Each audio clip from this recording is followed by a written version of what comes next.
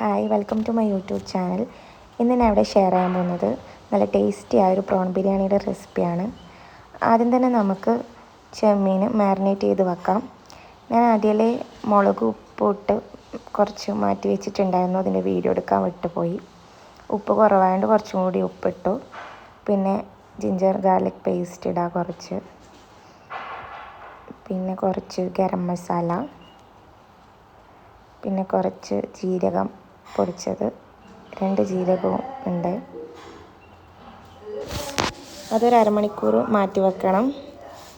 അതിന് ശേഷം നമുക്ക് പ്രോൺ ഫ്രൈ ചെയ്യാൻ വേണ്ടി ഒരു പാൻ എടുത്ത് വെക്കാം. അത് ചൂടായി വരുമ്പോൾ അതിലാവശ്യമായ ഓയിൽ നമുക്കിടാം. എണ്ണ ചൂടായി വരുമ്പോൾ നമുക്ക് പ്രോൺ ഓരോന്നായിട്ട് ഇടാം.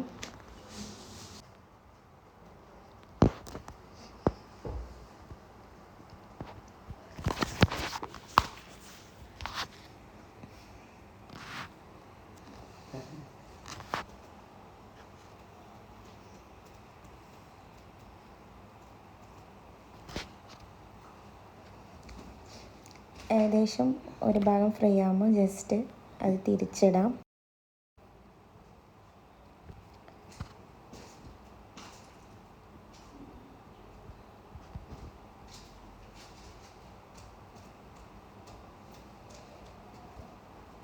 നല്ലോണം ഫ്രൈ ആവേണ്ടതായിട്ടില്ല, കുറച്ച് ഷാലോ ഫ്രൈ ചെയ്താൽ മതി. ഇപ്പോൾ ഏകദേശം എല്ലാം ചെറിയ രീതിയിൽ മുരിഞ്ഞ് വന്നിട്ടുണ്ട്.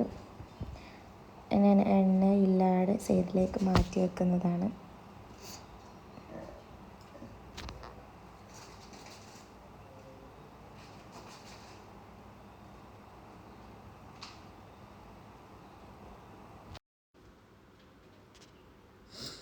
ഇതാവശ്യമായ പച്ചമുളകും വെളുത്തുള്ളി ഇഞ്ചിയും പേസ്റ്റാക്കി വെക്കുക. ഞാൻ അത്യാവശ്യം മുളക് എടുത്തിട്ടുണ്ട്, നിങ്ങളെ എരിവിനനുസരിച്ച് അതിടാം. പിന്നെ ഒരു 9 ഉള്ളി എടുത്തിട്ടുണ്ട്. അത് നേരിയ രീതിയിൽ മുറിക്കാം, അപ്പം പെട്ടെന്ന് വഴന്ന് കിട്ടും.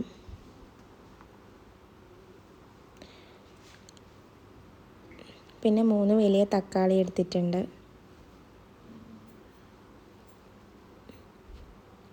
ഇനി മസാല ആക്കേണ്ട പാത്രം അടുപ്പത്ത് വെക്കുക. ഞാൻ 2 ടേബിൾ സ്പൂൺ ഗീ ഇട്ടിട്ടുണ്ട്. പിന്നെ ആവശ്യത്തിന് ഓയിൽ ഇടാം. അതിന് ശേഷം നമുക്ക് സവാള ഇടാം.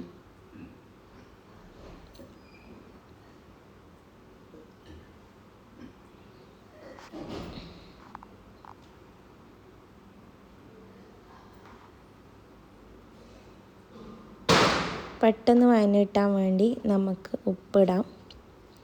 ഇപ്പോൾ ഏകദേശം എല്ലാം വഴന്നിട്ടുണ്ട്. അപ്പോൾ ഞാൻ അതിലേക്ക് വെളുത്തുള്ളി ഇഞ്ചി പേസ്റ്റും പച്ചമുളകും ഇട്ടു.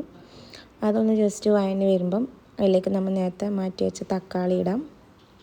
തക്കാളി ഒന്ന് വഴന്ന് കിട്ടാൻ വേണ്ടി നമുക്ക് ഇത് ഒരു 5 മിനിറ്റ് പൊത്തി വെക്കാം.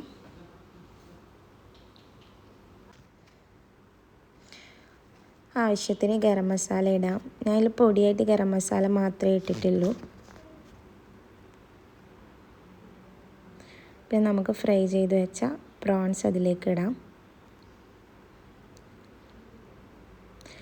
പ്രോൺസ് മസാലയൊക്കെ ഇട്ട് ഇളക്കാം. ആവശ്യത്തിന് കുറച്ച് തൈര്, പെപ്പർ പൊടി, പിന്നെ മല്ലിയില.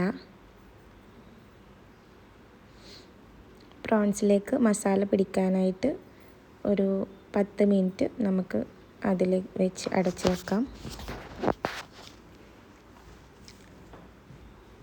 മസാല ഏകദേശം റെഡിയായി. അതിനുശേഷം നമുക്കിനി റൈസ് വെക്കാം. അതിനു വേണ്ടി നമ്മൾ 3 കപ്പ് അരിയാണ് എടുത്തിട്ടുള്ളത്. അതിന് 6 കപ്പ് വെള്ളമാണ് ഞാൻ എടുത്തിട്ടുള്ളത്. ഇവിടെ ഇപ്പോൾ എല്ലാവർക്കും അത്യാവശ്യം ചോറ് നല്ല വേവ് വേണം. അതുകൊണ്ടാണ് ഞാൻ 1 കപ്പ് അരിക്ക് 2 കപ്പ് വെള്ളം എന്ന രീതിയിലെടുത്തത്.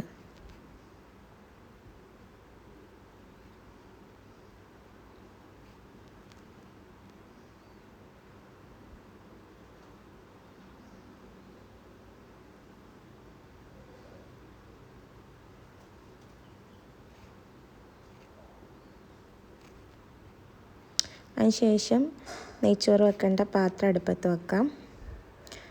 അതിൽ ഗീ ഒഴിക്കുക, 2 ടേബിൾ സ്പൂൺ ഗീ. ശേഷം കുറച്ച് വെളിച്ചെണ്ണ. അതിലേക്ക് നമുക്ക് സ്പൈസസ് ഇടാം.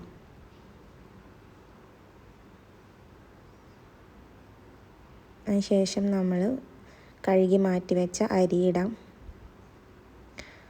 അരി നമ്മൾ ജസ്റ്റ് ഒന്നിങ്ങനെ എണ്ണയിൽ വഴറ്റും. അത് വേറൊരു ടേസ്റ്റ് കിട്ടും നെയ്ച്ചോറിന്. അപ്പോൾ പിന്നെ നമ്മൾ ചോറ് നല്ലോണം പറ്റിപ്പിടിക്കില്ല. പിന്നെ ഉപ്പിടാം. പിന്നെ നമ്മൾ നേരത്തെ ആ വെള്ളം തിളപ്പിക്കാൻ വെച്ചിട്ടുണ്ടായിരുന്നു, അതെടുത്ത് ഇനി അരിയിലേക്ക് ഒഴിക്കാം.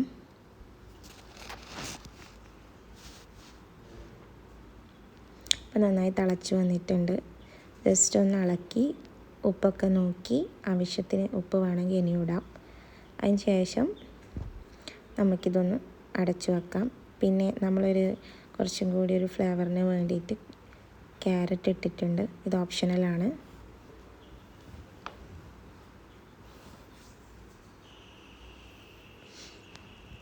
നമുക്ക് കുറച്ച് ലോ ഫ്ലെയിമിൽ ഒരു 10-15 മിനിറ്റ് വെക്കാം. നിങ്ങൾ ഇടയ്ക്ക് തുറന്ന് നോക്കി ജസ്റ്റ് ഒന്ന് ഇളക്കണം. അപ്പം നമ്മുടെ നെയ്ച്ചോറ് ഇവിടെ അത്യാവശ്യം റെഡി ആയിട്ടുണ്ട്. അതിന് ശേഷം നമ്മൾ ദമ്മ് പരിപാടിയിലേക്ക് പോവുകയാണ്. അതിന് വേണ്ട പാത്രം എടുത്ത് ഫസ്റ്റ് ഒരു ലെയർ ചോറിടാം.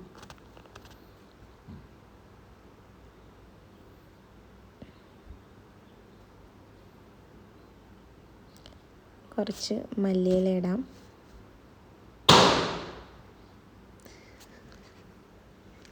അതിൻ്റെ മീതെ കുറച്ച് ഗരം മസാല ഇടാം. പിന്നെ നേരത്തെ സെറ്റാക്കി വെച്ച മസാല അതിൻ്റെ മീതെ ഇടാം.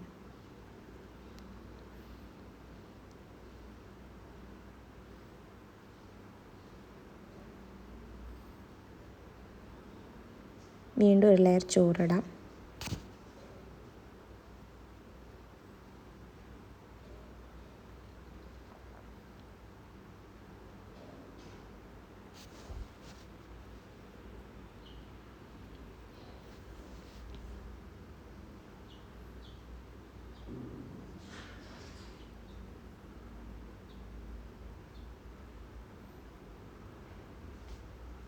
ആദ്യം കുറച്ച് മല്ലിയില ഇടാം. പിന്നെ കുറച്ച് ഗരം മസാല. അങ്ങനെ നമ്മളെ സ്വാദിഷ്ട ബിരിയാണി